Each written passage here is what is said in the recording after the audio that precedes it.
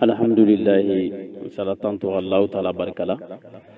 Sigita heroto kaina Allah subhanahu wa ta'ala fe aganna wuli heroto. Bayna Allah ta'ala fe sungaru men nimbago na timmeko ala ka no ganna beka fulemanye.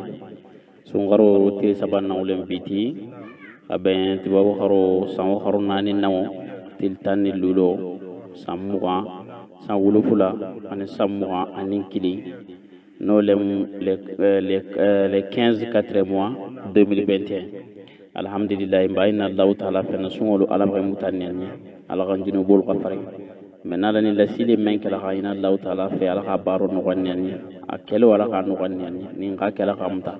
na tabago dulu ala ya fakema ala ya khabrul noro na tamadingolo ala mi korosila ñu mala sagi ana ga ñu matara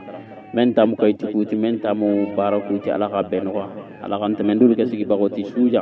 hayna la fe dahir me betama wala kan no ganni ala ka limana dinalma salli ala rasuli alhamdulillah har sala tanto go fe embenna baro no fetugola ingole mu hana quran tafsiro labatu insha Allah ta'ala sungarun kono na khawto no mu khasonga khawti anya bolikaton se kola anina longo dangola bawo kitabun kono kadun be se kole kelato ayna la falam tetu stoni lombete lambema nam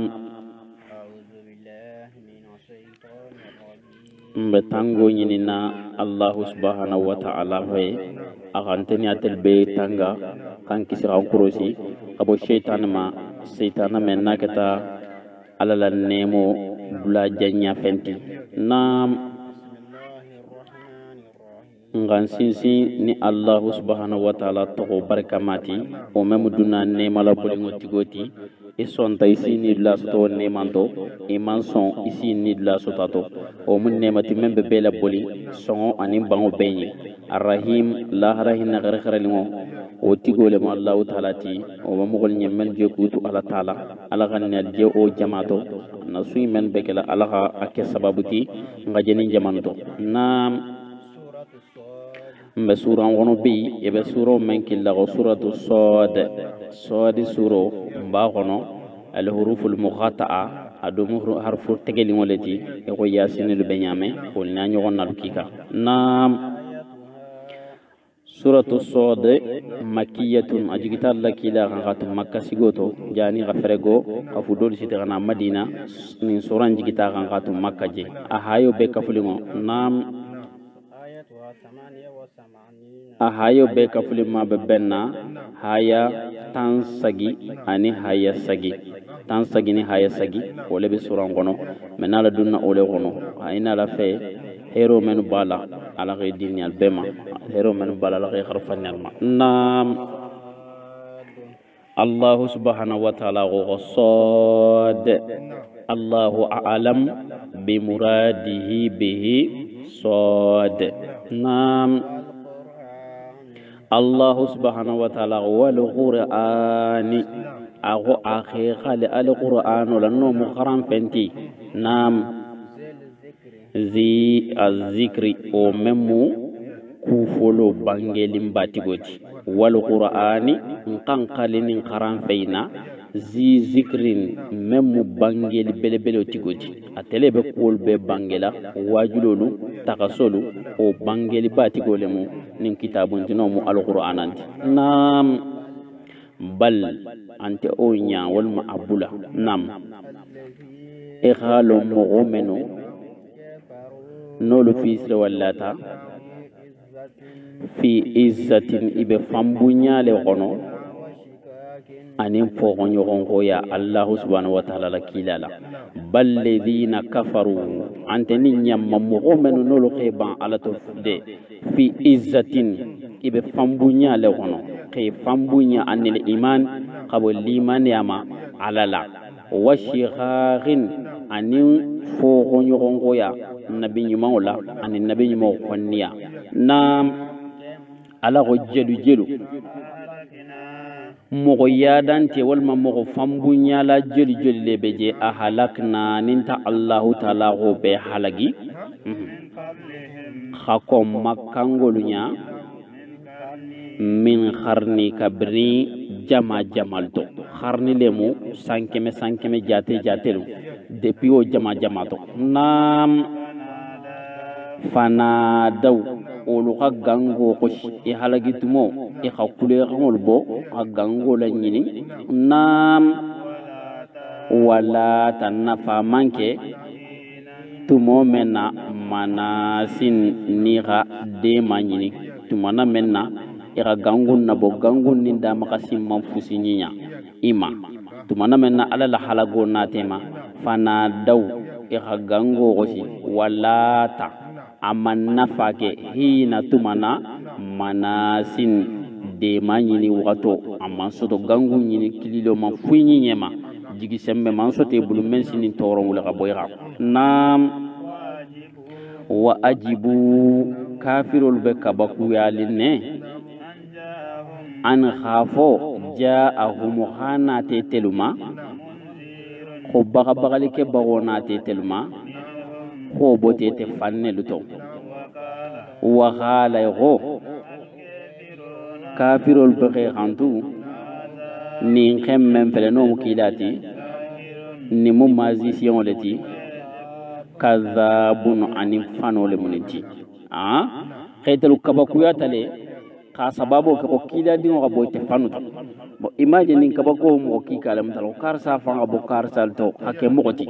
bo nimbe mu kafiriya misali ya doleti harabem fanu bata istratra ni ala bunya di doma wal mani ala ni ko karsa du ka bo karsal to bo aussi ke bulu dimingo ni degodoti donc idul jangani nefo wa ajibu ikabaku ali ngolemu an jaahum khafana telma munzirun bakabagali ke bago minhum khabo itefanuto khete dingo ndingulu li ngole benala mbabagala wala ndingulu li ngole benala khumala nyen kheben wajula khawulu nyala gammo nyala ol nya nyogon na kika e golla hala jimbulu nyame idulu bonyanne bawo nimmo ko mulute bulu gammo bulu wala ko man taraka dun la fota man taraka sembentia mogol bulu awulu tamenu bulu gammo bulu istratra mogol lu gatara bunyalo adu ko menuti wala simenu wulu dinti mais fengo fenga khotati wala fengo fen sa wulu no dinti istratra la ko mom bu ol bulu donc abo nyalema nam mami aja ala alihatan ago ken gole ko nga keloke na alalula ko ke alati ko alakili ajanga mum fo aja ala alihatan kha ko nga alalu kele ilahan alati wahidatan ala kunkili kon be ganyatil man saba ala la ko be gela bolol je xetuje xenna kililo bo ole nofe nam inna hadha ikhalon xenna ni nguma menjenti walla la nit ñi nim fay menjenti xa fo kon be ganyatil ala la shay'un o mu fenti ujabun memu kabaku bati entelu mama khaytun ba men wantelu go bebla ko halo ni no fe ni tin kunte masasandi ni mu fenti man kabaku abun ni nedu ta bunye ni nyogonte nam wan talaqa e bamba wol me yelema khata jamama mem bote fanuto o jamango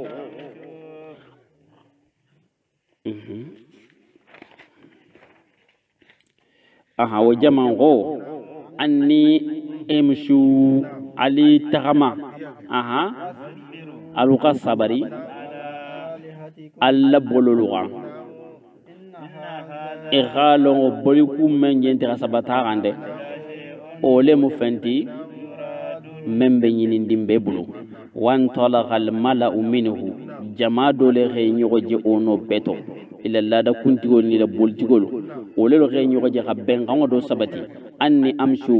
xa fo xe tama e xa xuma xabilo beñe e xa xuma gallo mogo ba beñe e xa lutigo be kafiñogoma anni kukuntigolu e xe kafiñogoma xe taxamete woxoto munte xa sisisini lutigima xa fo niñe alqanal tabula de ngam fal tramenga isini no malqana nimbula wasbiru alam be ga sabati nga sabari ala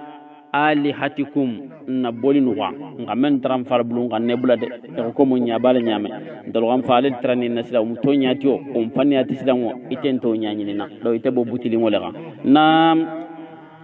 inna hadha ikhalun ni menjenti ni nyinin fay menjenti de ningomu ala kili baganti yanti ko la nyinin ko soto la shay'un o le mu fenti bi yuradun nimmembe nyinin kan donc kuma na la nyinin mo menti dron ala sabati na bololuga o le mu kutibi membe nyinin din be gatun taga na ni mu fenti nim fay menjenti tel mandala ga nimme nim fotanke sila qoto fi millati takasila sila al akhirati takasila laban folo kuma na la nyini menti ma sami ina bi hada fi millati al akhirah mo ko folo menu tambitanya mandala khamewol noto abada khafo ko ala kilimbeje wala tambi bago menu tambitanya takasilo la wol betu men nim boli kunega e wantente o dablala nam in hadha qalun ni muhammadun man fala ni manke dogoteti de iqtilahun ni mubon fanyi ngoti goleti al iqtilahu qakuo boy fanyi ngala ben donc ni menja bulu tende ni aji son ko ala ke kilinti afanne ga nimbo afanna nam a unzila qafo qajigilole keta atera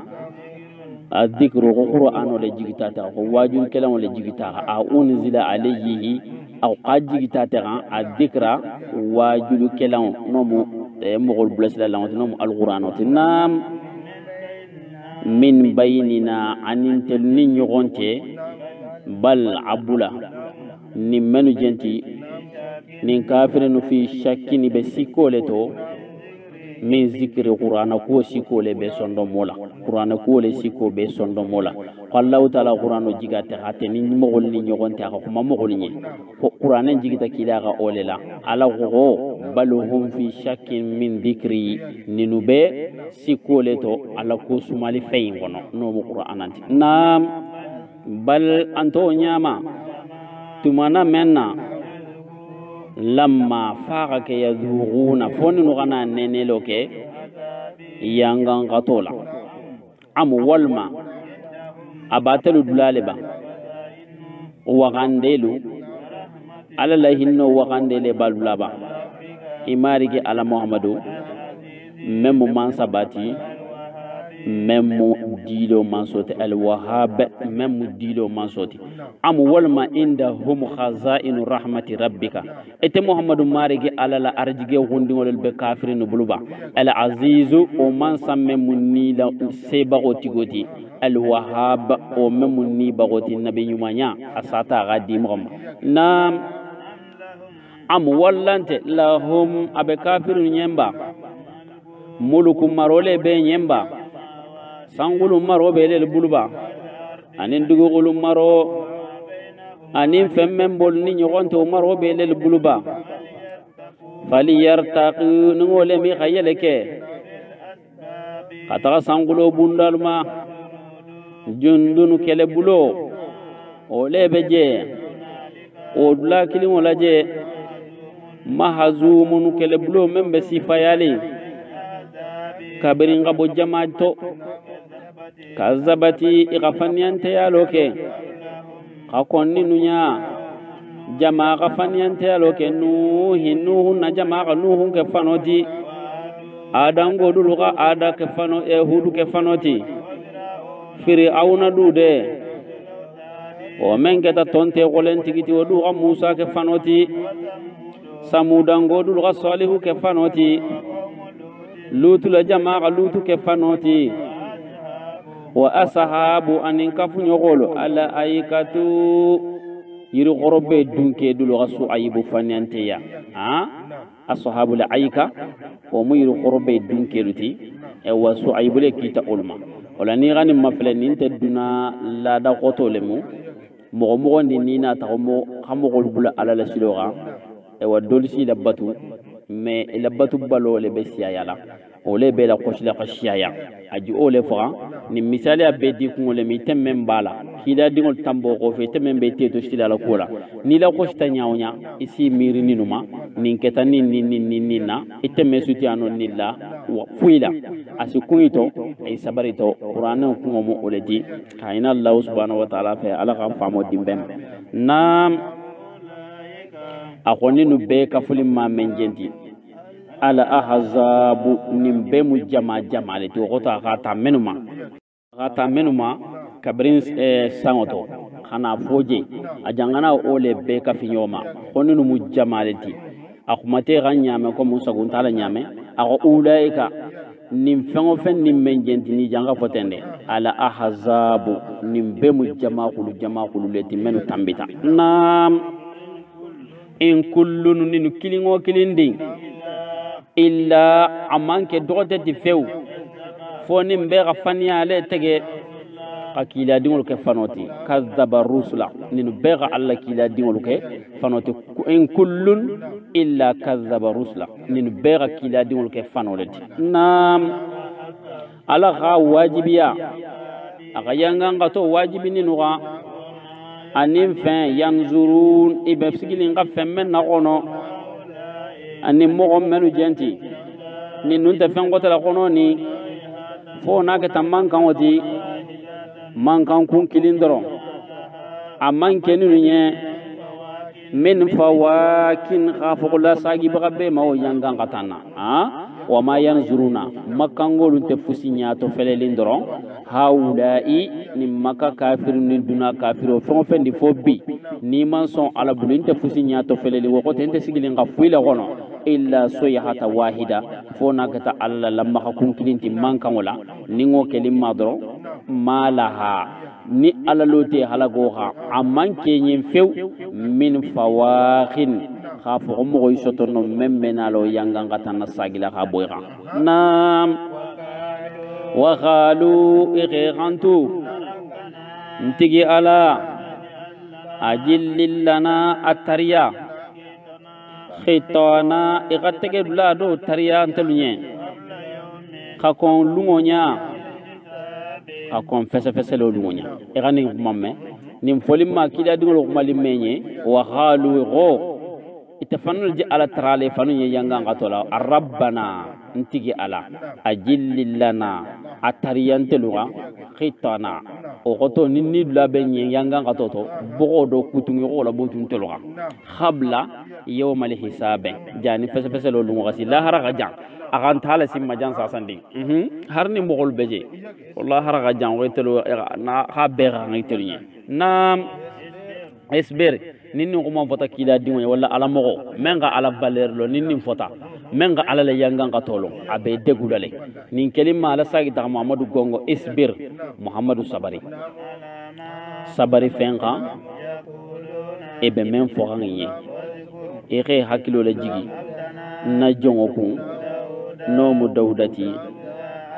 zala aidi o menketa bulu kholen dunketi o koto o menketa mo shin dimbati dina ko ono rafam wala ko isbir ala ma yaqulun donc nimbum bexa la silikela o ala kumo fe ka sabarle membe folenye sigidala membe folenye ifanna mogoluma membe folenye bogobe ni sabartoa isi hakilo la jigi mem fota nabi nyumon tambini wolnye no ko tete tasi kungito ole mo allah taala o kilanye isbir ala ma yaqulun sabari fen gam mogonu be mem foka inye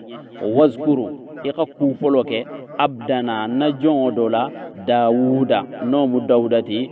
zal aidi Dawuda memmu sinsimba dunketi alabato ono akulo ko le alaku ono ole mi go Dawuda gala nyala ma bekele na ga tilikilisu ay tilikili bula na ga tilikilisu ay tilikili bula ga siyo banwole la o Dawuda du tunka tamoti akango gadi kitabo kharonla awa ka tunka tamoti ala bato rabbu ala ka kulu kole adiama abe tilikilisu ga tilikili bula siyo be e khalo mu zal aidi aflo le mo kulu kole nam igalo Dawuda fele awabun dawda tun kata mogoti mogome mula sagili bagoti awabun tariya asida sagi alama tariya asida sagi alama na ko kundinge dron asida sagi alama harna man fenke addusukumula sagili ngole ala bulu watobe oto ala dianyo abo ole nyinina nam inna anta ala nga khaya nga kuro khaya ka karaba ka kafu dawdama ani ngol be kafla subhanallah foke dawdatu ala tun kuro khaya nin kurdungal lenu fen fendi ni geje nable dawdatu sagunta jela na ga fen fo alama ka tantu kurum be isa giama ala jangole fo inna sakharna lijibala nga kurolu khaya ma'ahu ka kafu dawdama yusabbihina ani ngol be maga allah subhanahu wa ta'ala subhanallah fo nam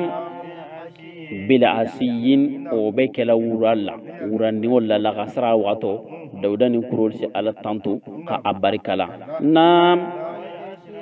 wal israqi anin tilo teytu mo gabonom sawfolo dati wadduha wato bila asiyin ya khanata jango waqti salatu li isha ko omu sakafo wato dawda sake wal malaga sare ga famnya wal israqi waqti salati duha o bekela wala hasallo wato dawda tunin kurolu sikafu Allah taala tantu nam wa toiran awa bali fengo dulu a toiri dam fatamma fengolu o du tunu sikafu dawdama ka Allah taala barakala nam mahashuratan ol mujama jamati jama ba hono jama batu sinalo dawda kunna dawda tunje men fona ko Allahu akbar hono fon fen nimba no fe abesa fo Allahu akbar isa famunyam na ko subhanallah seni aba alanya hono besa fo kuro besa fo no fe nam kullu lahu o hono no be keta dawdanye awa bulla sagili bagati ote be keta labatu bagati be bala batu ala ya maru yala nam washadadna anta ala qulu qole yake ala fanko nga qulu qole ya dawdatun kata man saqiti maro men tum babulun nga qulu qole ya goto nga ala fanko sisi nam wa atainahu nga dawda son al hikmata kulon la wal fasla ani wala lo faramfansiyalo humo fanfola atunna humo na kuma tadron mo gonta fala do di ala humo bo faramfansiyali e wa kulon bale dubala ole mo allah taala ba fala mo golu kili kananta allah dinoma ni kulon wajulu kuwati ani kulon kubeto idu ila sabili rabbika bil hikma wa mau'izatul hasana bonni mu kulon mu fembale kulon mu munti humo do nga fo jamme xaw fo je humo memma nga fo jamme kulon le mun beti non to humo memma nga fo jamme ni tata fo je har no kuma betole mu itata humanti nyante fe nyi nyala je don nimbe mu kulon le tala tunga ni kulon indi dawdalma nabi nyuma nya kulon anya baro kasagira fasla al khitab wala lo nengo nembete bada na kumata alhamdulillah isa la kuma ko famu ay duida iti baro kala ala kan nembete dumbeda nam wa hal ala ko yalla ataka anatete muhammadu maba kuna firingo manne tamaba al qasmi kelen yogolu tumana menna tasawwaru ni khayeleta al mihraba e mihrabu la no lemu ala bla khare lingoti nam tumana menna dakhalu ni kelen yogonu dunta dauda kha fafazi a dauda gidita mogonunya ego iganna sila kelen yogo fulalem dole gaddan osagu ndoto doha nati rakito tege ntelute to nyalela iganna jengi few wala ikhantelu kanda wokote ikhantelu bulasla khata bensin maloma silo membe tilindi nin kelima nabila daudu abala mihrabula mu jammembe khare li ngabulu khaje kala ala batul blati toujours mba ko mo fola harjan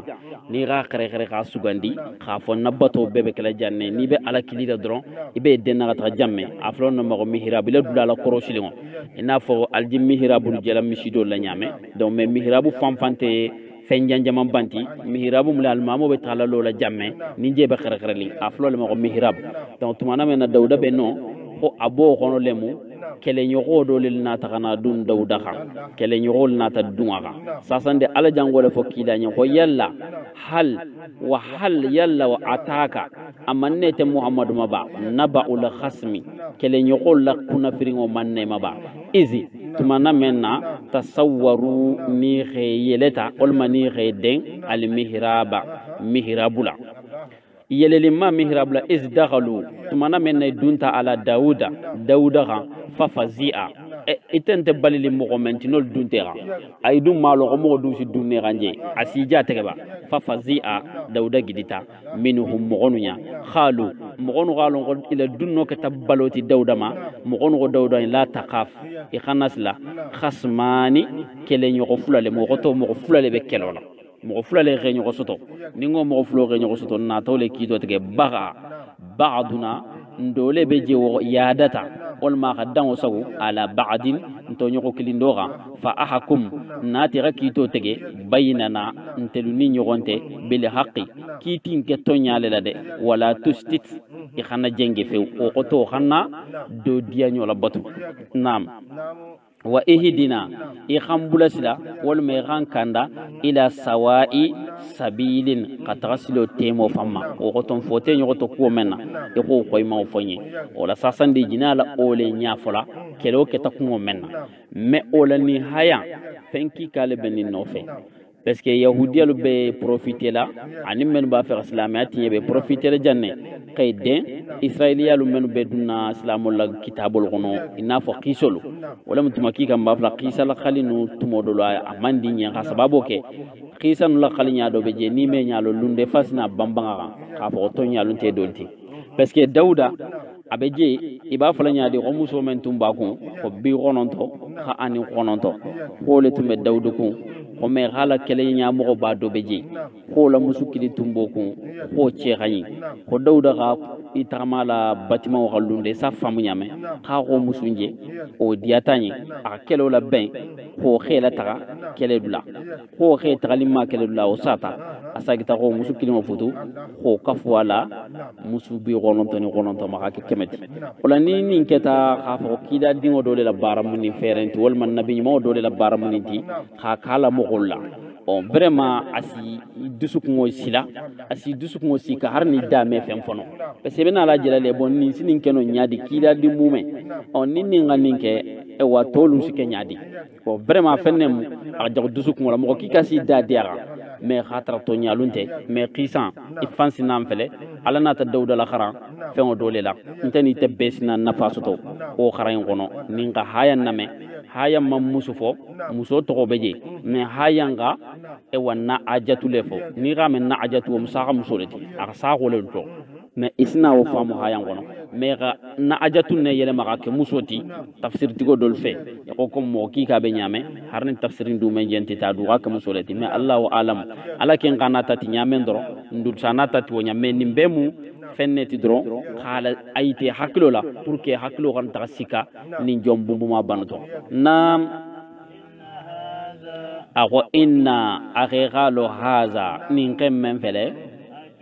aghi mbadin kelem abe mbadin kenye tisi unu khononto anin tan khononto na ajatan saga muso na ajatan saga muso lebe kila na ajatu ako sasandi lahu tisi'un wa tisi'una na ajatan ko saga muso tan kononto ani kononto o be nin kembulu sase jangole misali ako ke ko dawdala muso tan kononto ani kononto ni gama fela be dunna hakilo lede mais ibama fela dro ala la nabi ni mawlum ma sumuna le ti khasenu qaboni ku fasono nam waliyan khego awa bente bulu na ajatun saga musule bente bulu wahidatun saga musukili fa khala khenqi gantu akifilniha awa akhafan ko sotonte khaw ko ta ga se sotonte ga wa azani e wala nyafolo du barako bunya tante ha wala ko ta barako so tonga na fil khitab nyafolo le wato ala kuma fota ni ala ferodu olul wa kende a jangani kentela na qala ono beto dawdu go laqad tonyala akhe tonyo ni la ni nyini qalin kenti khetala saga musukili mo mutela ko kafo ala saga musulma e khalon kika lebeje min al khulata'i kafunyo ko kika lebeje la yanbaghi uwe walente la yabughi kafunyo ko kika lebeje olel banyinina e kafunyo ko dolu kafunyo ko kotera fo na keta mogoluti de menu la ta'ala la ikhabaro ke bara betolla odu akadogo on nuake onyai wazanna ono beto dauda hakilo jigita zanna dauda ka dengeni asoto keta dauda fe annama khafu kunya menyame fatanahu anatate la fitnale komanda la nyini wo be men no rodro tumana men ne gadante ko lasi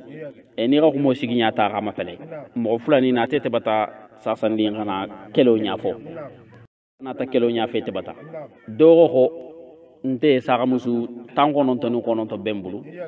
ninga kiline be nimbulu e wo tanko non tonu konon to tigo wo kan tele kilingo muta ka fatama akante bulubo bawo ale ga se so tonteka afanko ga bunga awa annengo du ga dira tambinga bonin do ga ninfo nabi nyimo kila dingo ala dungo ngo kulongo diama ako fo sayndo wa atainahu li hikmata ngo kulongo le diama bo kulongo di tamo memma ninkele la fula ke dantege ina ma fo donye ngega don tonyo ra hanga monke ibe dondu nyini ngalale kafo karisa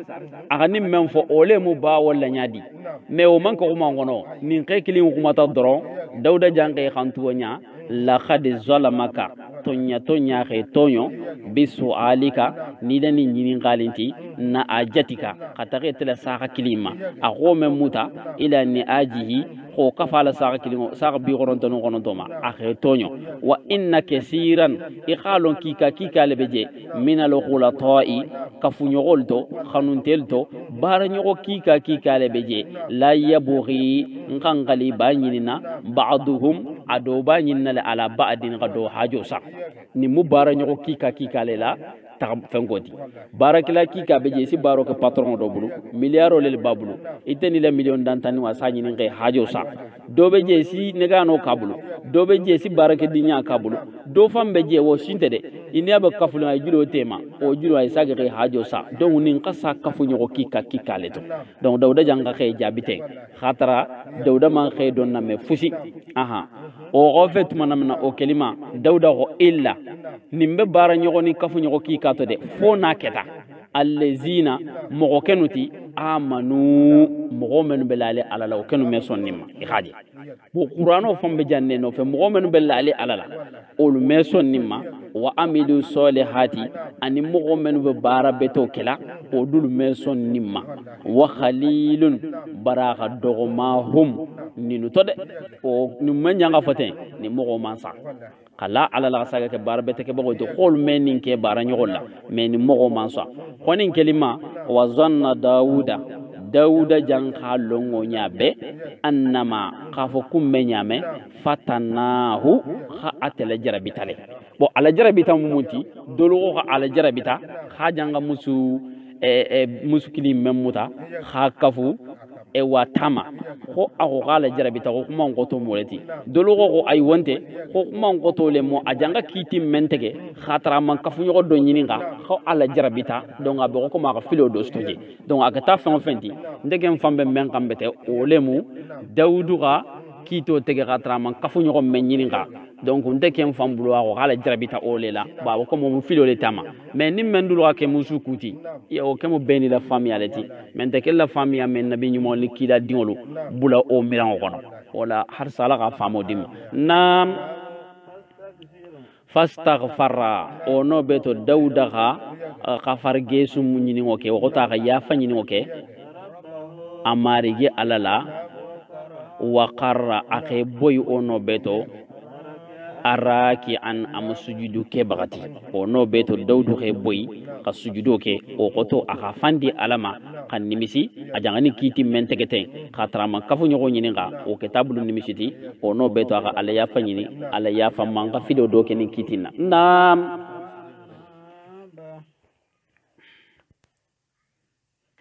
nam memi wa anaba ono beto daudu khela sagi khata Allahu ta'ala ma nam fa ghafarna ndallahu subhanahu wa ta'ala ya fata daudu ma alanin filinna inna ghalu lahu abente daudu nye nte aladula la zulufan kan kalin sembeto mogo dole mogo to na jon sutuma mogo dole daudu mun sembeto jon sutumo dole ti ala mun nal jalawato nam wa husna ma'abin e wasagi bla bete be daudu nye ni ngole mo arjannati ala mu ono wala nal be nam nin kelima tumo menna ala ya fata daudu mo ba ala bina la daudu bulasila la goto abena la gongola khafo nin ken kete kun e kan ya fanyini sila keta musu kumma fangole timella fami aketa otiwo aketa kito le tege man kedo nyini ngawo ko mun tella fami amu oletiwo aketa fon fenti ala ken go ya daud ago dauda e khalon ta ala nta gete dauda ke no to bula bagaleti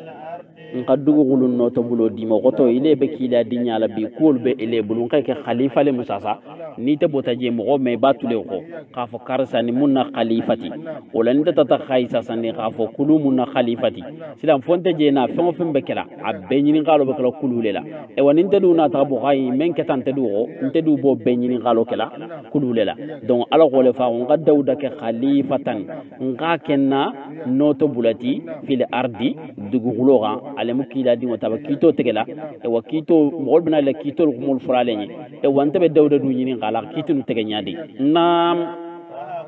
fa ahakum alla ko dawdu nyen ko dawdu kay ken noto bulati dugu gulo ga ko to ga dugu gulo khalfa ya dima kito tege nam bayna nasi moolu ni nyogonte atege to nyaale de dawda kankero membe je dawda xanna labatulo ke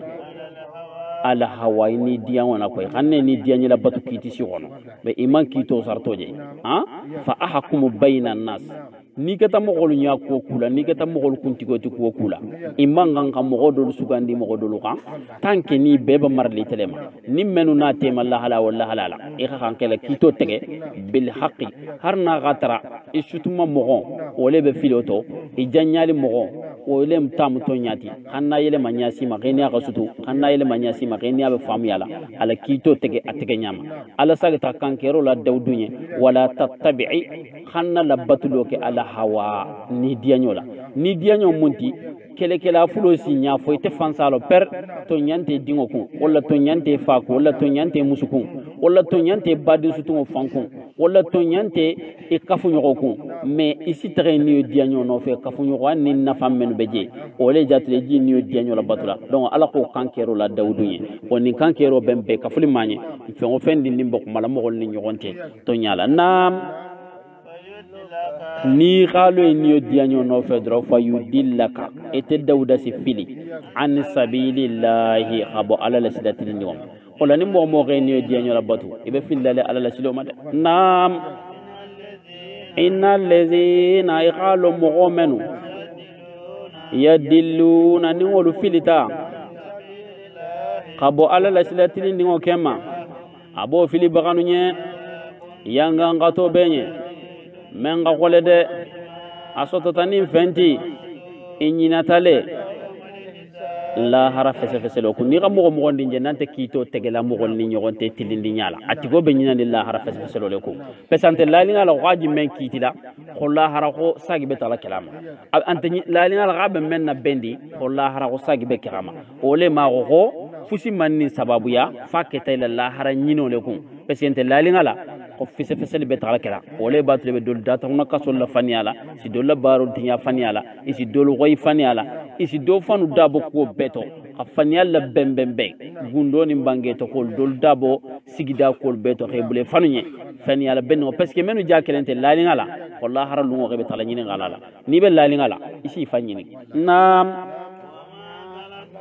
wama amanke khalaqna antaman dalo ke fiu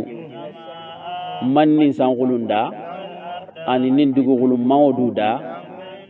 ani membol ni nyogonte mawdulda batilan tulunto meda manni no mana dade wama khalaqna samaa wal arda wama bainahuma batilan manni no dan tulunto fiu nam nin da fay men jentde zannu miriya leketa mogolu gani miriya menu fisri wallata bone abe mogolu nye menu fisri wallata kabirin tala tabe dunye mo menu ni Allah subhanahu wa ta'ala ni dal fayno mutaqi imma fele mana kolti khela miriya ta khe doya Allah subhanahu wa ta'ala go abo tigila mogol nye yanga ngato fo waylun masibo lillezina kafaru abe mogol nye minan nari tato ala ganal kisitama nam wallante naj'alun tallahu ta'ala kelo keleba atelu gonga mogolelu ke menu lata alala ni gabaro ke barabetolla kale mubsidina atelu gongolu kele gotinyali kelalba dugulun ganja wallante atelu gonga kele ngalanya silanya bagol keleba e gotinyali kelalu imaje wala khafo mo khafsa mogoti sika sintato mogol khafsa nyoti abe sotolani mogola baroleti ante sotolani mogo dambeti abe sotolani la baroleti me dambe si bunya tuma joma ni la baro ni dambe foto keta kilinti o goto munti misali ala go am naj'alul ladina amanu atulu gonga mogolelu ke menu lata alala wa amilu salihati mogo membe lale alala ala sigida la bala ala batola e wabe kubeto duro le ta nganya si sigida ma ku jago men be sigida la bolu kele ga se kula khe dabula dondi ala go kale mufsidina atelu go ngolu nin tinyali kala le ke kilinti ba donc abrinja isalo o mo gol teklinti mo mem mudrale kelati o nin tinyali kala esol mu kilinti wol teklinti fil ardi dugu gulun ganja am wal manteo naj'alu lil muttaqina menu ga ala la dango sigi ala la serial la batu atelu go ngole lu ke ba kalifu jari e kotinyali kala menu go ga hajunta alama menu ga ni sungaron sulimani ala ani mbraji nyini wala ani menu ko etel mita sunna fentela etel julunte ni alate na dante etel ni alate le ma no be re daha est ce que wolu ni menu khasun wol wol sikeno kilinti la haralun al mekeno kilinti kabrin kenen majan mo ni mbeje na ga jene ya dabula ani memma dabula haral fanu menu khalo inte kilinti albulu do mo ni mu ala mogoti ani mente ala mogoti harin te kilinti albulu mo membeje na ala baro be mu wandi na flu sunya na wandi fenti nyaleji e khalala woni mo wonte kilinti mendu la baro kata tinyaloci awa dindi mbokulu nga ba awul bo bulu nay so ngala baro ma ay so ngala kilama ani adingo men de son nala kilama inte kilinti abul donc mo gola baro le be al bole nyokoto donc bara bete ko ani ngala alala ni mo sabati to gala la dangol sigi iteni mo me khanya no mo me haju manke olma ala ga famo dimbem nam kitabun Allah subhanahu wa ta'ala wa ni mugga feleti nin khanin gafen jigi ete Muhammadu anom qur'anati mubarakun qur'anen baraka yali wala moy mun koso qur'anen jigi ko mle li yadabbaru wala samul si mirire takasi qur'anan kono ko mol mano mala kabaku kuma balti nam ajigi ko do mumunti waliya zakaru wala sa wajulo sikala hakilla jigo sika qur'anan na hakili bele dunkel hakili tigo dunkel ashabul ukhuli hakili batigo si sigi khemiri do qur'anan jigita muhammadu ghanninela kitabule mu allah subhanahu wa ta'ala khafu nyame akajigi kitabun anzalnahu ilayka mubarakan liyadabbaru wala sa takaso kake ayatihi akabakul ni akhono kitolla anyala tilindi wala wali yazakkara ulul albab mun koso hakili belebele dunke dul si takasi miri khalon te tulajan khalon sebe ala lenye khasabari nam Allah ta'ala wa wahabna ngani wal man khadi nta ala khadi Dauda ma nga Suleymana diamono ma dinti Suleymanu tumu jongol to nema bodoti ni'mal abdu ala la jon nema ma dole tum Suleymanti ala mun nyal nema la nam e khalon Suleymanu dude awabun adu mula sagi bagale tata ala ma wato be wato hakilo be ala kuntumo be nam tumana menna ana tabartu Suleymani nya goto bela asiyin tilo jenge tumo wurama fawla asafinatu sukhelu ajyadun sukhe mashitilolu nam fa khala Suleymanu go ntede ntaka khanoke hubbal khairi ntaka hera ma fawle lo khanu fo gantele nyina alaku hatta tutawleto fo dugulo natake tilo nata la hijabo nata tilo dugu ruduha gala sagilo ke Suleymani ma fatafiha aga tegelo ke masahan sunu jagolla ni walengoluti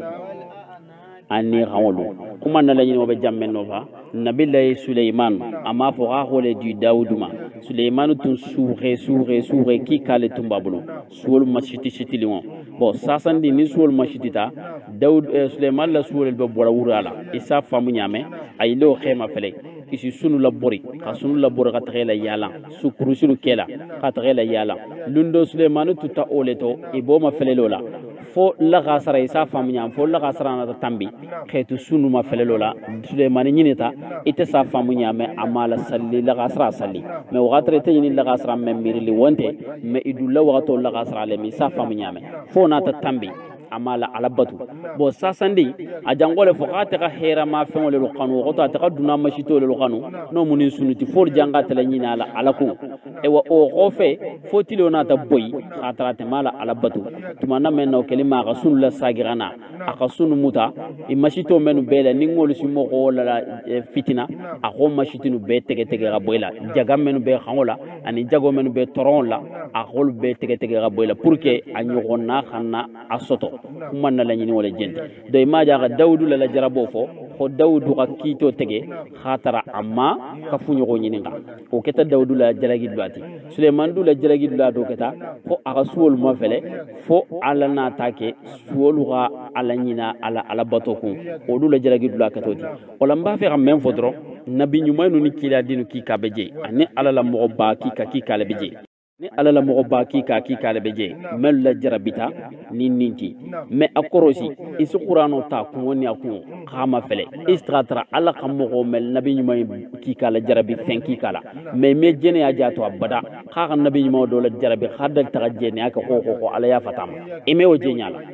ala lon jene afelente fulan kafo ko fe junubu shinte dugu khologa men ka ku ala nyi khabo ni ala ga mende me botato ala ku ba kenyende ala nga hakilo twala afo man di mo golnye bawo bi aga bawo shiata me ni qur'ano ta kan fele te fanga jate bo ala kama fele mo tante ni fanga misigi ga men fele Musa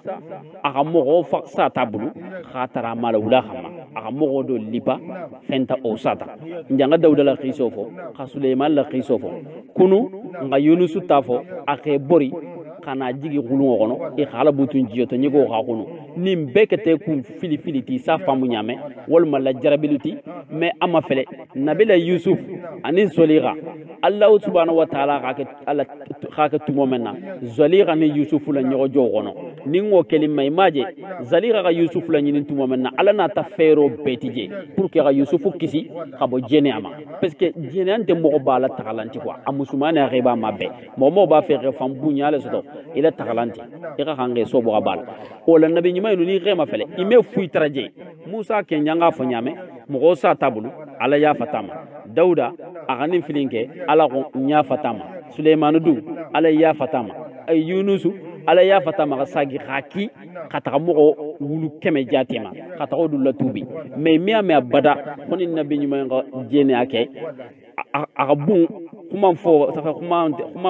fo ce mani kwa e ga fam ka ke wala sa ita ya fama isu qur'ano ta dam to ma fo ta ban imi aja gono ka ina allah taala fi ala ganal kisra bama be gam fan koro shi bama ala mo kala ni albenye kanal tanga wala sulaymana ka olefo ako urida alayhi bil asiyin ako sununa tabamba sulaymani nyagoto urandin suma wagato a safinatu lijiyadu sure bendi wala musuma shiti wala su bete balu ina tabamba anyagoto fa qala sulayman go inni ahabbtu intaqa kanu hubbal ghairi intaqa hera ma fengolu kanu an dhikri fona tantele nyina khabbo ala kusumama as-salatu li isa min tafsirin qonata di as-salatu li isai qomu as-salatu al-asri as-salatu al-asri qomu la gasraliti hatta tawarat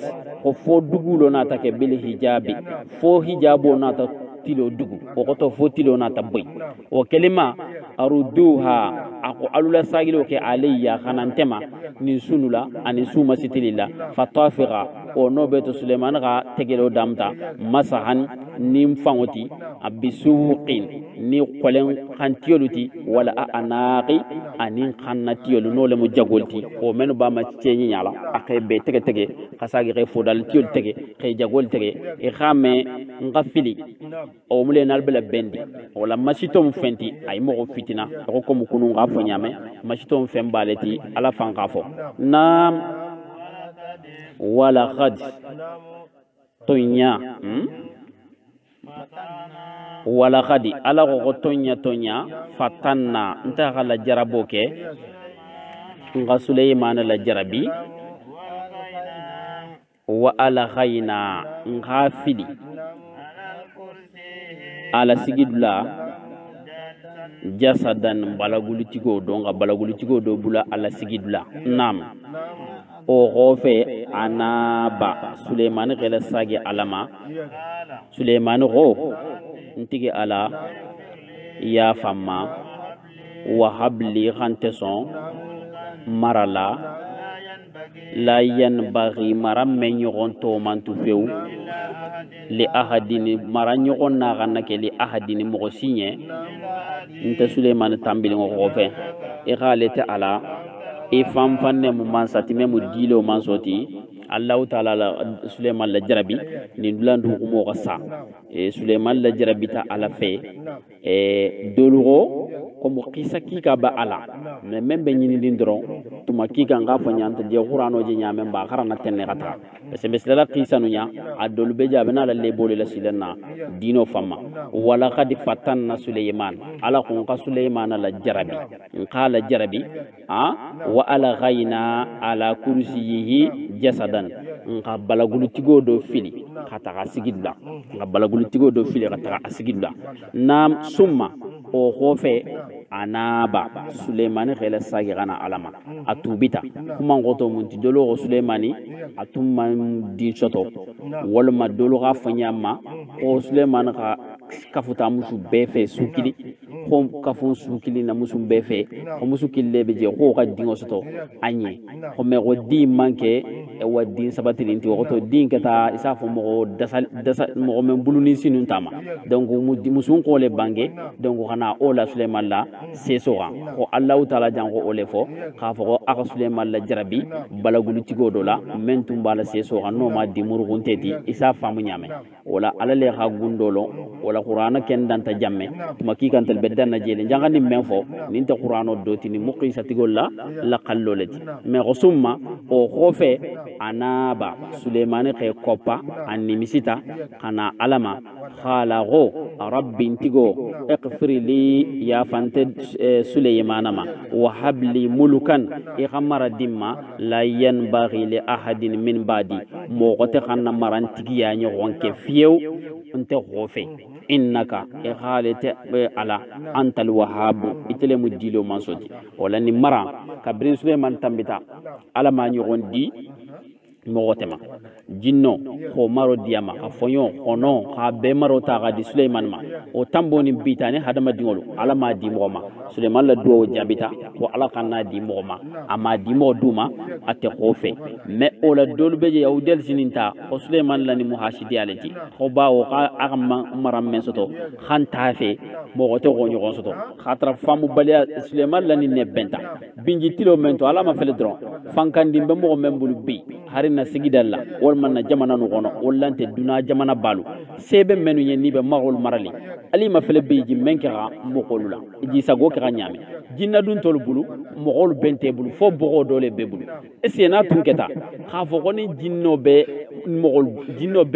bulu fonyo be bulu khonol be bulu khadamun tuma fo be gar fo kata ka dini man sa menu jintel kunna bi eske nyame mambe kala nyadi mbebe sala de donc Sulaiman la duwa benta bete nte kemba fe aka nyogon kana kemo gonye non te bi mo na nyogon ketenye amebe na fasakharna nta Allah taala ga karabalo ke walla nga khayalo ke Sulaiman nye ariha ga fonyo karabanye o fonyo mbe borla ni Sulaiman la ya mariyati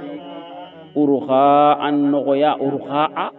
fonyon kululi ngobe Sulaiman bulu o to fonyon bala bulu nam jango jandi asaba ni no Sulaiman dia fonyon babulu le mala suqeti jango jandi ngadia asta dolo ko tapile mu khasa fene mo binan wala mo bisegi ko jele no nga ani siba ko avion misali ya benyame ma avion jabe baka donc o le tesla la ko Sulaiman la tapisi bano wal ma fonyon sala bano avion be bala fonyon le la abe bala fonyon le la nam ala manda ngoma de ala ka fonyo di Sulaiman ma jango janga dianye wa shayatina ani shaytanul aka shaytanul diama jina shaytanul akol marama nam kullan bana'in ewa jina shaytanan be kafuli mo jina shaytanan bana'in ewa loli kelal beto oto jinna mason nga jinna mason balu diama menu be lolo ke nyala loli fen jangolla nam wa khawashin ani tunuli kelalu jinna moli kela balu ul be jigida foko ko jieto kata ko jiela kata jama woni kharsi koyo kata ko nyini kana ka adone kana di Sulaiman ma anil luulu olem ni Sulaiman la fen kon fala musun abalaqis demba seba muso to balaqis sababola sabayit mo manakana nabi Sulaiman bata aka gudron mel lagne kilo bisaba abbe mo kharsi ko ni sanolet parce que balqis ga mogole lawli ka sano dima kebena la Sulaiman bunyala pour que Sulaiman satuje fonyo na to fo Sulaiman nye jani balqis la sanu dandan na lo kasi Sulaiman ma kilo bisaba akhala khalso ko ni sano ire tama wala ngana donc wala Allah subhanahu wa ta'ala tunga jinnol diama jinna shaytanol men be loli fen jangol lo lagne kata fo sanwala kasagi tugundi ka jinna molikela diama wol be jala fil le jioto sano khalso ko jama lulu haka fi nyoma kana diama nam wa akharina anin dogotelu be jinna no to mukharranina aqulu fereke o kota aqulu foson fil asfadi fitakulla al asfadi fitako ina fo fal fitakene jame kay citi tonte la gado kote kela jinnal bato aqulu mutaqul ko nyane lolu manke o nyay wolni hadama dingol me marne nyoko o dolbe jologol la harbi aka dol jologol la do o me bo jologol la nin duna la wulote wala ni sa ya ga men taraje isi sa jologol nam hada agoni men fele ni muntala dili fenne ti Sulaiman ma fa amnun Sulaiman naga di foni siriato goto ni njangani fango fendima ni mo men ka dinye si men ken wanye o ke oyi nam am wol manta am siki ni be ni ta mendu son ni ta fa mendu son akunya kembe bebulu goto nte alale gata gadima men ga dinye ko son fa amnun foni siria kato no le redia mo men son redia o son am sik wol manta ni ta fa men son o du tuje be ghairi hisabi e wa fese di sintera fese di intera mais Sulaiman mo okay nam wa inna galo lahu abe Sulaiman nye nta ala dulajan ngan galin sembe to mo la zulfa ka sutuna kuja Suleiman ka sutuna goto na jon betole nam wa husna ma'abi e wala sagibla beto dube Suleiman ya no arjannati wa ko ma nyombe dawda nyame ala khanel jato nam wazkuru arsala ko alla kila nyako hakilla jigo ke na jongo dola o to mo ayubati izitumana menna nada ayuba ka gango ke akhamari gala kili akonte ayuba masaniya akante soto de seytana jangaro akante soto nin jangaru jaguti de anin toro donc nin kelimatu mama ayuba comme albe ba khalma nyamma alla nabi mawdo le maduti ala khadu la jarabi jangaro lela ko mo ngafal ni nyame do la jarabi ta nyame benita me aka bebo ta wono kasagi khe ijara kasagi khe bulala silanga tudi wala ayubu takata jangaro leti wala jangaro femmenti ni ala gele jarabala aga jaw ku jaw bayina la fa ala mun kende ala jangar to la kende adima halimana ku e ko ayubu ata ku nyam wala go hakilla jigo ken na jonna iznada rabbahu tumana men na joyin qamari gikili anni agonte ayuba masani ya shaytana binusbin shaytan la ni jangaru men na jangala simma akan degu ku jaw ayubu tumu ala la jombati limani abala Allah subhanahu wa ta'ala shaytan ko anye ni ga yubu jenina se banye e wa kende abanye ala ko sasan ni mbote ni ate ni ta qur'ana hayati ni muqisho lenti mbote ni ate e wa ama fele ayubu la kore xeetu ni ñogom bili xoto seytana na ta xoshi xabilin xotolata tuluma bekati korem be fawono kinoto ayubu alhamdulillah wala le gadi ala sa ñogon dinantu ala xamuta ala sa ñogon di o gonna fulo memba ko seytana re ñatili nafuluna xana fulum be halagi ono beto asagata tuguni re ñatili ala limane amantinya akhenya tilin jangarola ka jangaro kiyama jangaro ngaso to balam be toli ka balam be yugo atuta abonyai ala le gala simma ala sabonna ala le gala simma ala sabonna ala limane amantinya kuma ngoto mo tala limane amantinya bo atuta onya fo sasandi jangaru na ta degu fa be nyini ngana si adusu ngoma parce que dusu ngoma ma hadama dingoti hadama dingola fongo be ma dusu ngoma balanto be toli tolita mais dusu kuin tumana menna tumbol ba fe kana woma ako sasandi manna alakili ninni dusu kuin ken tinyata o mu ko tinyali wolati o kelima ayubu re nyatili alala ala jangole fo jang ko tumana menna na jon no mo ayubati akhante alakili masani ya shaytana ko shaytan khate soto bin nusbin nin jangaruti wa azabin jangaro menna yangan qato gabu kujaw ko to toro kika la jangaruna alama fala ala jinara sababu dole fola jang ningonte jangaro me jara me ada tu sakeno me ala manjutu sababu ma wala sababu alo kana du sababu contrôle sababu betama le beje ajaguma beje ajaguma memme ben seriala o beleje o me ben mais betama menu beje ni ngo bo be kele la jaguma no fe ni me yalo lamola nsi taga ala fan kele parce que munna ni go jara lo meke ni go sababu mfani alati nji bambani ni dokotoro sumenu kunabi fusinte dokotoro no bulu ni sababu le to yiri menu jibulo yiri nel bekala jangaru sababu me wolunte musirikuti wolunte fulan kafuti bulu me yiri no be drala nyaadi nkeme beje imalo istratra yiro do beje fo be drala men ni te golo istratra la dinam fanta sondi ngoma abo khonna me wonte fole tenye me tekembo sanna ko mi menga kanga josi so josi ira kanga menku isu ku ka keme ni ay sagra salli me tra drata fengo dola seriya me arso eta mawla me te mawlo men gol daga men na qur'ana hayolu safelo gol mi ngolu ke bolition di e wonna qur'ana hayolu safelu denna ngolu ke mushriku yaldi wala har sante ke men fala alanga hakilo tum fanku fengo pendi bete mamba gono jago mamba gono fengo bem fula di moriya bete mangol ba gono jago mangol ba gono ala kilila dul beje men dul ni moron teknidi wala mbayna le fala akil bete dimma sababu le jenti ni ala benala o fola ayubu yen sasa o sababu mu jomanti nam ako urkut ako lipaloke nam isingo ke khali lipaloke ningo ke ta haza isingi janga lipalinke njimme janga boda haza ni nemu jiti muqtasalun ni mukuli fenwole ti okote ke kunina baridun asuma mangole dumo e we gasagira domi tumana menna ala kila ala ko urukdu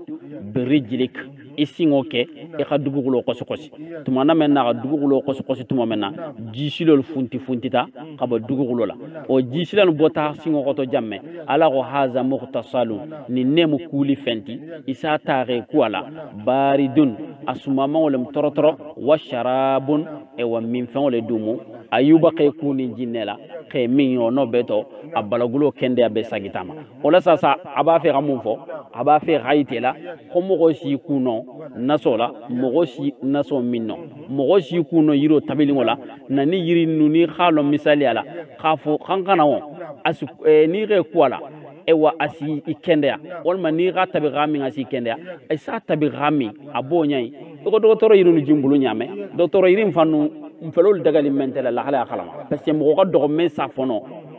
nto khafo khega docteur yiru la hala ya belo fo na gata docteur fanuti ani menu ba abarola mais docteur yala ko silinte akungole mudron khalo ko fen fendi betama o bato jawma o bato har docteur on flenti yiril be bulu je menu mu yiri jagolti ni gata sa sifa mais est ce que o be bulu gatu docteur yatinya taba abonyale ma baro bara menja akika tinyalo ke o le tinyalo le be dilama menja akika betama o ke ici le barajo soto ici le nafas tala ala ga famo dimbem na wa wahabna ala go gonsa gita ka sonno ke ayuba ma ngala kore nyogo ngala kore diama ani amisali ya nyogo ko kafama ma ko ke hinnati hinno men botandula ani wajulu fen hakili dunkelu ye parce que ni raja temta ayuba la korea ma fonga ka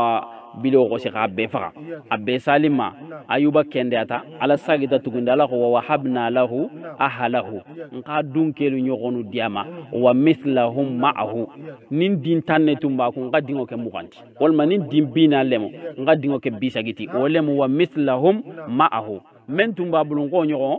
kafu ama arrahmatan ala ko muhinnalati minna hinno men botante ala fandula ke ayubunye wala mo sabar taala la qoli al goto ala sinna hero kenya duna lado le modi ala nga sabar doro hero bogo male ala ko wa dhikra e wa ayuba la ni jangaru kunni ala ni dinkun ani dinu nyogo diamani ala jangaru kende ya sababo ni menjenti de onni mu wajulo leti ulil albabi hakili badunkelu hakili badunkelu ni da jangaru to men ngani me khonin keta ni be lale qur'ano le be lale alala ala si duta kende ano askele le sababo manna me ala si ta kende abo nyama nim men dingo sata wala la kore be sata asebe alanye jani gasa kanne jigo te gala to ala ga yubala kore saga ma nyame ala si kore dima men gaf soti akete dingo dole sata o hammo bele ala sina dingo te dima wala la ina mamari ngo do dima wala la ina badinya mo do dima men si le nyina nim beku donc ni nel mo wajuliti hakili dunkelti ala ga nalo ka hakili dunkelti na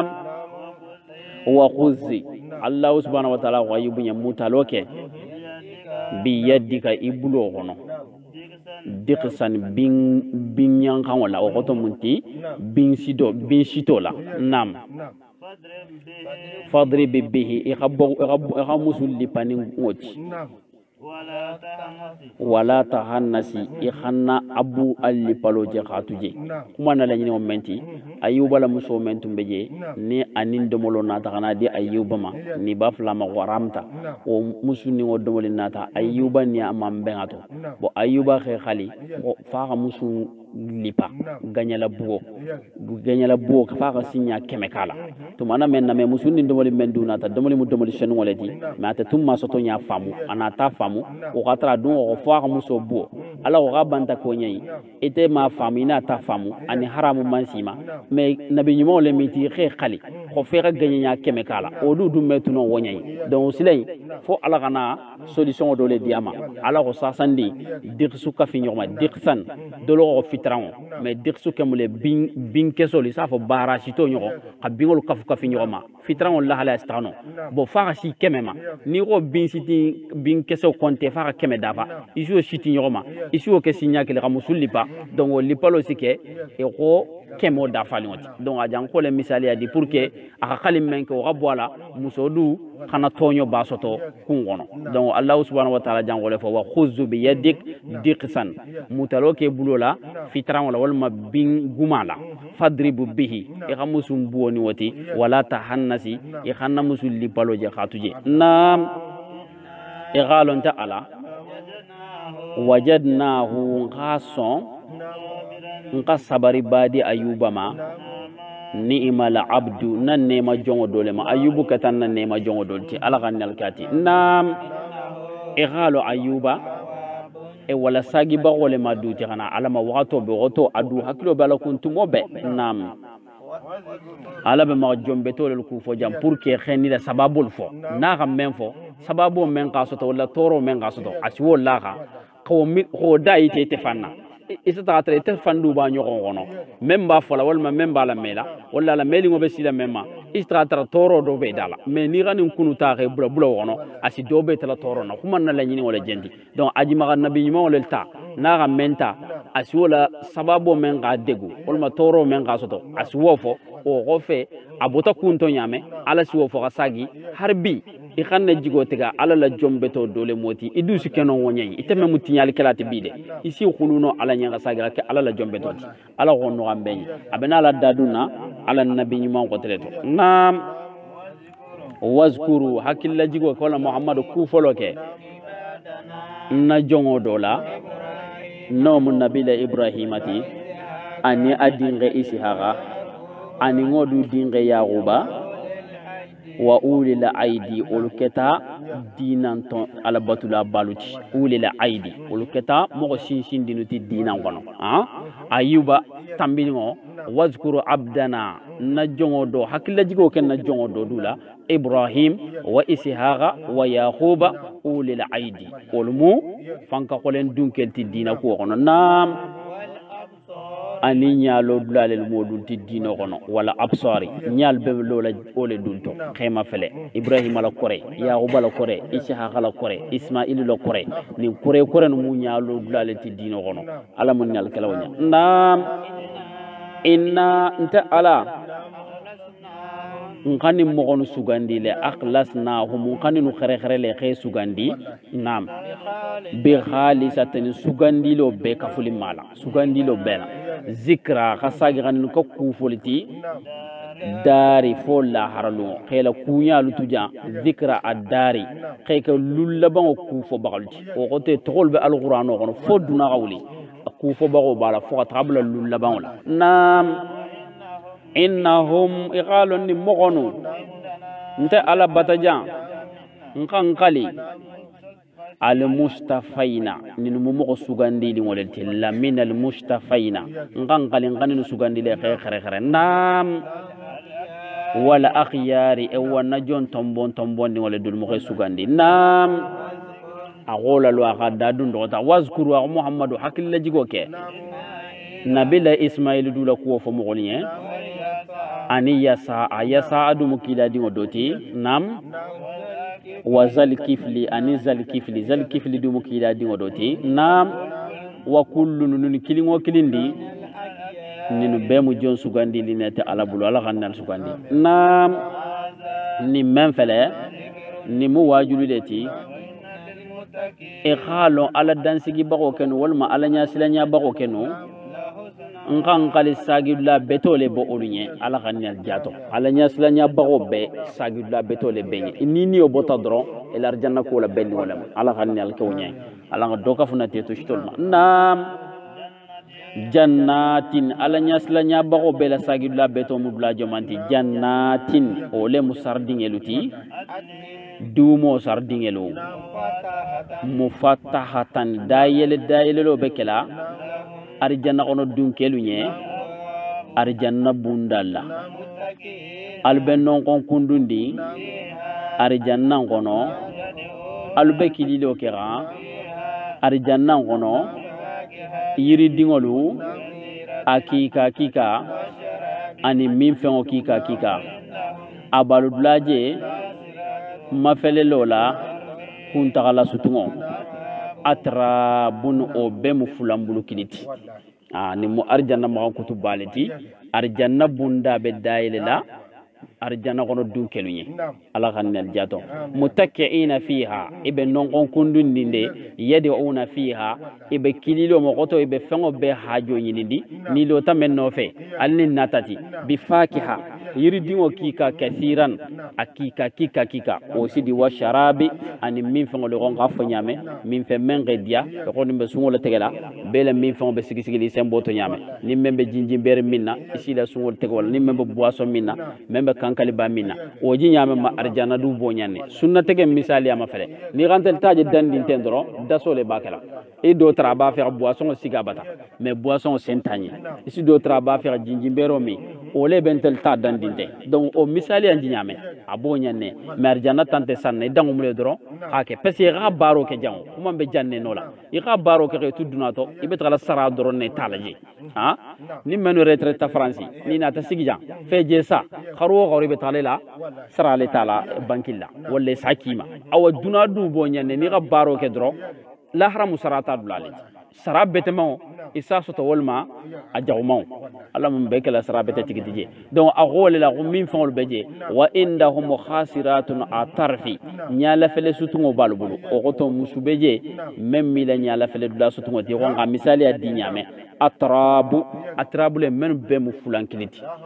isi tra duna to jam musol be ku me tra shiolo ga je nyola do la musu folo o sinyini ngala musu fulan na fa wulu dinti bo obo nyama duna to me lahara musu folo ni musu fulan na o abebe kala atrabule ma bebe kala fulanklinati qaybadu la bebe kala fulanklinati harni ni baba ga nyo taraje asidan non shiolo duna le to jam me lahara be musiklinati nam هذا أغني من فلنتي ننمو فنتي من لا يدو تالو يند ننمو فنتي يوم الحساب فسلولو هذا نمن فل هذا ما ننمو فنتي تو عدونا من لا يدو تاتا على جونلي من لا يدو تاتا من جني سونغار نسونني دغنو غنو خا كروسي سونغارو تامبو خوفي مامبو على كوتو كيتي تو سيتي فو سايا غتريما هوني ne laydo talingo be nimmo goni nomu arjannati li yawmil hisab feselo luo ala munal taben wala nam ala goni foli menjenti de nkangali ni nemo arjigeti malahu amanki arjana gono dunkenye honi arjigembe banna o malahu min nafade ninte banna donc akhafu gondun darjanna gona wanda tunbe jiyo men no fente la jiyol banta ay inna hadha la rizquna ni munta ala la arjigeleti ma fenne mulahu abe arjana gono dunke be kilinkilinye min nafadin khabon danyalo ma khabo banno ma khafu banta bi ndal man tasoto ay wonte je nam هذا الله تعالى غني من فله وإنا إغالون ولا هذا وهم بانتانو أرجعنا غنو دونكيرو لا فنّ مو أرجع ديما من تبانا هذا أولم أرجع تي أولم مقام كتوتي مؤمنون يه هذا بلولاجي هم قط بينالا ولا وفتا غنتلو سنة البلو بينيوتو على مغول النيسون ديا منو سيمب على كوتو فلو خلا كونتا يخدوكا في التيتو سيتولما يخنا نمسك ساجي وفيو أو كلمة ساسا منو تاتو مومن نمنو على كونت تونيادي ولا منو بسيطان بسندي ملا أي kuma odulnye khajja hanaba magan kutu jago fo wala se sisila kay simboyla ku jagolto nam aghe khalon li tagina abiyadan te kenunye ngan kalila shara toro le bolnye maabin ol sagi dula mu toro jagudla le to goto ol sagi dula mu toro le la sharra maabin ol bela sagi la toro jaguma wala kono ala kan kisi balma o toro mu mitoti ole be killa go jahannama nam yaslawnaha ala soso bagol ni ya dantel be dunna jahannaba le kono fabisa atiyata almihadu ni mogomel laban kata jahannaba to la nim men sigilla benta jahannaba ma ala kannal kisi nam ole munim foli nduti de nam asife nyen goni men felenti de fali yazuruhu alum minno kolma alun nenelo ke jirande kandola ani neni jelo wa akharu anin dogote beje min shaklihi membe nono yali ini futu musolunye ni men felenti fawjunu ni mujamaleti menu bedunna hakafuima tare tarente ni mogonu yogoto herantenye na ihalo ni mogonu ni mudumba galuti tato khalu go nimbula ntelu herante ntelu nyembi ihalo ntelu ganya bulo kem fanunye abentelu nya tinyalo keta al ghararu ntelu sabatu la tinyata dunno jana ba golle benin fola ni bela benna dunale gono agon telu dunla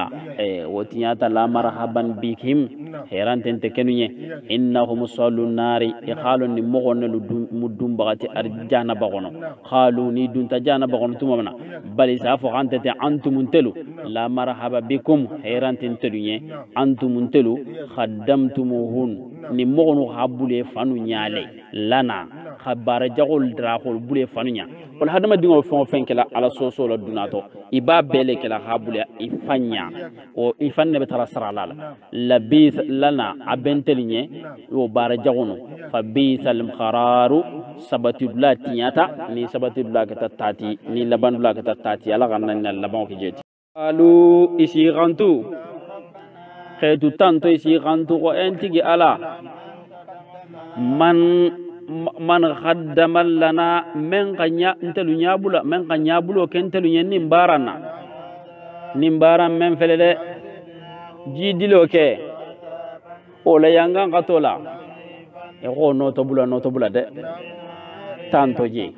e gaje nu kuma ba fulamunna wala ni keta sab mo fili sababoti lahara nati go xeji aba fulale ala nyentigi ala man mo men khaddama lana nintel jangani jana bansoto sababu jago menna mo men khantel bulani silangande haza ningo muni jana bantoro de faziduhu azaban di ifan xanno kenti go tuje na nyamo men kan waju khambulani silanga khambulani tinyali siloga wala mentum munna kunti go tino kan sabagate xanna nol ke kilindi de ola yanga ngato jidile ta gono mene bawo ga men kentel la ni so me fono wala ni la haratinya te bula bele tinya ba wala mo xanne tulila aqidala ila aqida muntini silan ne sin tekisino xanne tulungala ni re tulungala ni atinya te bulu la hara nyaboli nyantama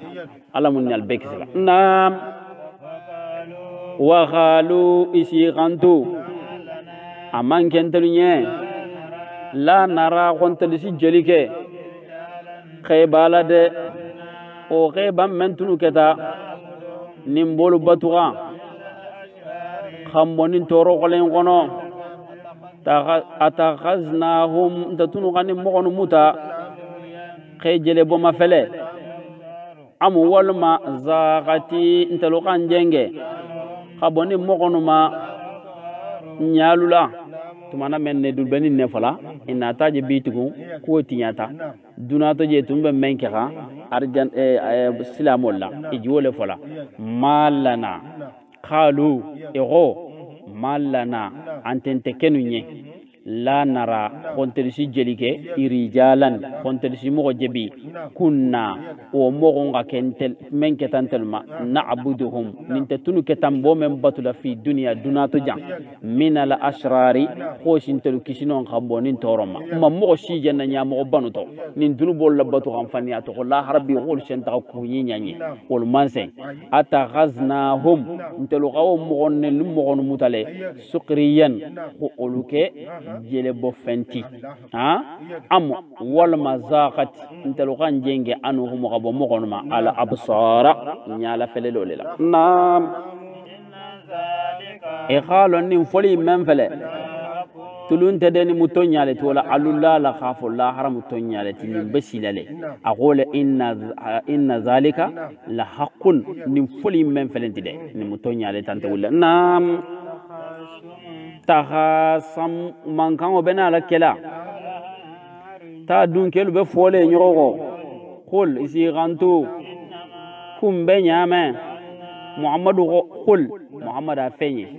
parce que a janga kuma men fo san to je ga damte la fo nyogo ma fo kana blo kuma laban la ka fo nin kum men felenti ni bekela le haqiqan to nyalem ala go ni men felenti tahasamu ahli nari ni ne mutasuma dunke la keloti men bekela jana bagon ora sasan di kuma ko tele jula ala go qul muhammad a fenye kumbe nyame ete muhammadu ete mu wajuru kelaleti amanke few ko ala ko tebeje illa allah fo ala man sakililemu atelemu karabo man soti al wahidul qahhar atelemu man sakiliti atele dusu ko karabano ala mu herul karabalanye nam sam fataworo lo tigolem anin dugu fataworo lo tigo anin membolu ni nyogonte mansa seti golemu ya fo mansole mu alamu ya falambema nam khul muhammad afo o alam memfele ni o mukuna frinti memu kuna firin bumbumati atelu khabo kuna frinuma albe bana mini na boyla khul muhammad afenyo huwa qur'ana memfelenti nabaun kuna firin nemo azimun memu kuna firin bati qur'ana mu nya foli kala baleti asiduna faqala harafo qila duna hero fo qila la ratoro fo qila la ra hero fo qila nya la maya sabati nya be fenye hakitol fenye halalul fenye haramul fenye qur'ano mu nim beleti kay ibange nya fenye kabri mam bange kasagi kay ibange li ngo nya fo ni fatuta membe sinin ko fo lon olema qur'ana mu qibariya baleti mais antum mais ni mogono anhu khabo qur'ano ma muridun e baratu khabo mo goto e khodi ala nam aman ma kana li aman kente kenyen few kholombe je bil mala ila ala khataga jama dunke khoto tali wol manul melekiyolti nam tumana mena ni be fo gonyo royali inni galonte yu walemba yuha ala inni nte ala yuha nte le ga wahayulo ke khana muhammadu ma fo na keta annama kumbe nyame muhammadu de nte muhammadu mu bagabagal kala lati mubinun mena bagabagalo be bangeli donc a ho kuma na la nyino menti dro sangulu kono meleke balu ko membe tambila olu ni nyogonte khatem muhammadu ma olon atele silanto ola kuma na la nyino menti dro inni yuha ilayya ate muhammadu ken tante dogoteti alal be wahayu le kila kana tema illa o wahayu ki kunte dogoteti de annama ro halo kumbe nyame anante muhammadu nadhirun ntemu bagabagali ke bagoleti mubinun men bagabagalon te duguli nabe bangeli nam ezituma kufo ala ge gantu e marigi ala ge gantu meleki oluma agonte ala khaliqun tabanta mudali bagati balagulu tigila de khabo bangoto tumana menna ninga dala ganya nga fute lo kato o balagulu tiginto no mun nan niyoti aga khatelunye o balagulu tiginye aluge majiganye Allah subhanahu wa ta'ala ja adama dralo le fola tumana menna adama da akhi khantu meleki yolinye nta Allah subhanahu wa ta'ala inni khaliqun basharan min tin nqabbala gulutigo do da khabo bangoto fa iza tumana menna sawaituhu akhada fa khatimme wa nafaqtu nta la khafute loke fihi balagulutiginto min ruhi kabrina niyola ningomo niyoti fa khaulahu alima akhan fakhaa'ulahu sajidina albegh alfanu khaya khalu majigi onye nam fasajada al malaikatu o kelima melekiyul beghe majigi beghe fanu khaya khe majigi anye nam kulluhum melekiyo bebe kafulima kulluhum be ajma'una fusiman to ma be gasujudu bla nam fona ketaken jigi tegeli ngoti iblisa o manson aka fambunya iblisa keta aketa ala la nemo mafisir wallati nam ala go e iblis munale mun kete bali ete me majigi fenye ntaka menda biya dayyam fambulola astakbarta ite ge fambunya leba walle ite keta leba ite keta alina le tiba melekiya ba menu beje nol be la rusil mutali ite keta o dole tiba aga ninke ganyini nga man folo ga jalagi few ni hukumun nel ba qur'ano kono ni mo ga kuoke ina ma jalagi isati go nyininga ala khalo aga ka kungo men me ala bentele la kharana ni mo go do ga kuoke ni ko karsa ga ninke ite kana gidi ga doya ite malum abakun kele wato me membala askenon do gala mi askenon do ga hakli jago dunwala me ni te ma nyininga ite me wolonno me ala khalo membe iblisala se beba alanye me ala sa ita tugundi kha anyininga ago iblisanye ko ya iblis ma mana'aka mun kete balile anta sujuda ite manson ke majigi lima fenya khalaqtu nda khamenda bi yadayya mbulu fulola ngamenda mbulola me goton to bulole be alama e gonji bulul londi nyame ay me ba fe adama la bunya leita khalo ala ga danfentol danyame ama adama dawonya abole difference no fedro me ta kanna mirgo buloji nyame ko nyogo nebe alama ay famo fen nimbe je ni te bolondi wonta alama me ala bakala kinaya leti kay tala famiyala parce ni to rebe fembe to drala ibadra le bulole la bo wole du ba bunya le bulu donc o khama aga bulo tajan ete sa famu nyame ago konte fanga menda mbulola mun ne ke fambu nyama ha astakbarta ite ke fambu nyale ba amu wallahi me fambu nyafa kunta iteketa minal alina iteketa melekiya baba menu manni baranke ite bo dole tiba nam khala iblisa alaga nim fo iblisa ento lo ka khafo haren nimisita ma benne walla nte tarde tale khafeiro dol fo mo fode ono be to iblisa go nam ana akonte iblisa ntele khafsa ninti khalaqtani nte data khabotato adama dundata khabo bankoleto e khaje ole ka hukuma hukumo ni famiyala amma woke ago khatele khafsati bo imagine hakilo bo mo dinna konte khafsa kar sati ibe trala tarla atigo khafiseti ma atigo khafiseti jammene tenteno njila imagine iblis aw khatele khafsa adamati pese khatel data bo tato mais ni rama fele dugugulo tabe dal dugugulu tabe manala dugugulo le kha e wa dugugulo le dube sagila ta fanna mashito miran bebe bola dugugulo le kha ni ga ta mana dugugulo kha ni ga so de si bango ta ha buru asafa mais atemongo dulaje bawa ba ko to khafsati aw harina la hala bebe tena be ko to khafsa mo ti ite toujours istrati go rafiseti ma rafiseti jamena ite nyante nonna bon iblis amman ndulanje khafo nte mutaleti même mana non sanni dugute même mana la dugole ha haklo moje do ole ga to ko atrafsa adamati atra adama rafsa tefanti nam khala ganin fotuma man allah subhanahu wa ta'ala go akhruju bo minha arjanna gono wal mabbo melekiyanu to nam e khalo te iblisa e way khoyta bi kurula bunta goto rajimun ikun isobo tantela nemola nam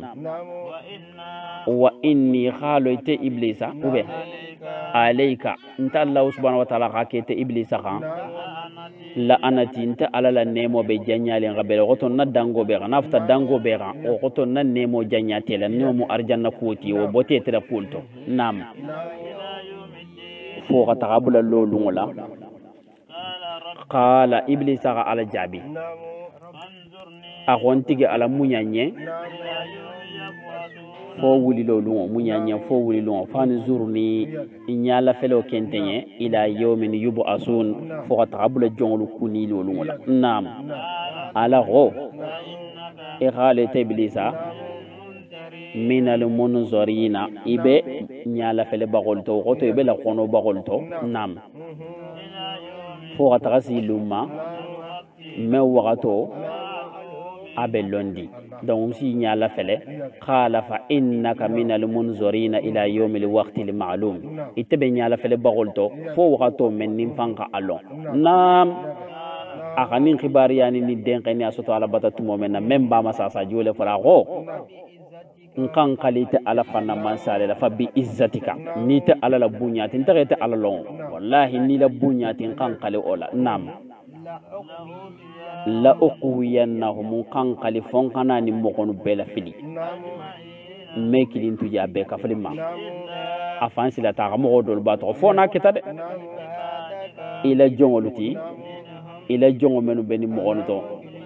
nolu gono bo ko yali ta Allah taala nya ala mun nal jalaw jongol to awana bo tan joyilla ala afanga istina o ke mella ni mo nin ten to shaytan be tatu gula belale njanga benga waqato le di illa ibadaka fela jongol de minhum ntajina la menu ila jong kilin menu be hadama dingol to bitugunde al mukhlasina menu mu'mino kharkhar ngolti naboto wala atobe mbabbe bulala nyale khata janna bagono ala kanna nyal jato nam qala allah ta'ala go tonya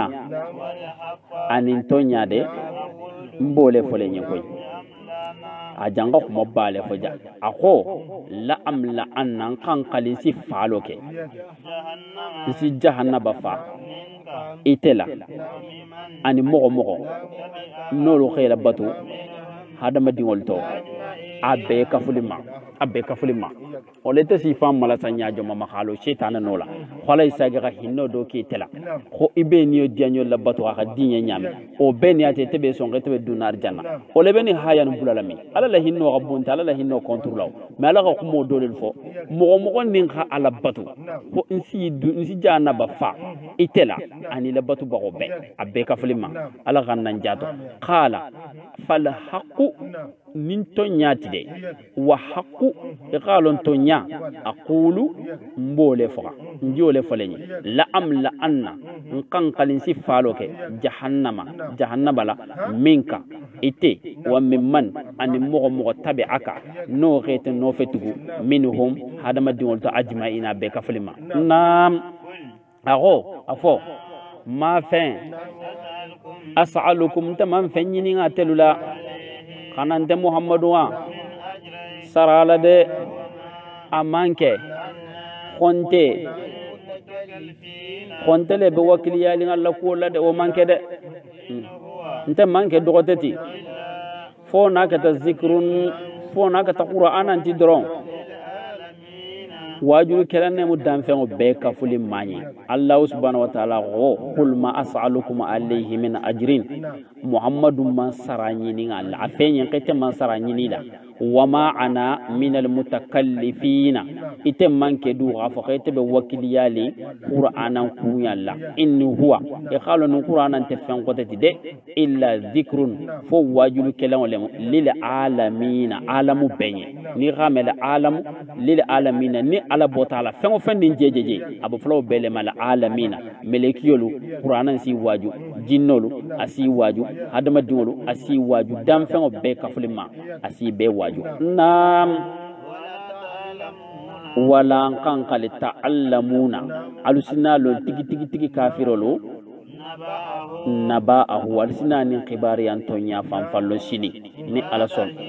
ba'da hini tumandin khodro waqtin nin khoma ba'da hini waqtin nin dro ita kafiri ba membe ala ko sosola khadam tam makangol ma fogana bula bila fengo fende hajunta alama waqti ndindra besna kunna firin to nyalo sasa o goto mun dinin men khele saya gudaro to hay sina kunna firin to nyalo isna lo na khatra men fota wolemu won man nim men fota nonte itesna o sabato soto hayna la fala ga mutanni ala ga nal kisi ay suram banta jang ga men fala herola ni ngol benta sababa ma ala ko barajo dinyal man ga men fala filola akharantoni akotola ala ko ya fanyanni khadwa woke sungaro timme kula ala ga no wanyanni hayna allah taala fe si jawni kende ani laban kubeta ni long beto ani ala nya silanya ala ga no wanyanni ka be sey fangoto benta nafulu tiloleti ala ga nafulu dimbema benta jangar tiloleti ala ga nyal kende ya sungaro ban horomo kama salatul fati salli wala rasul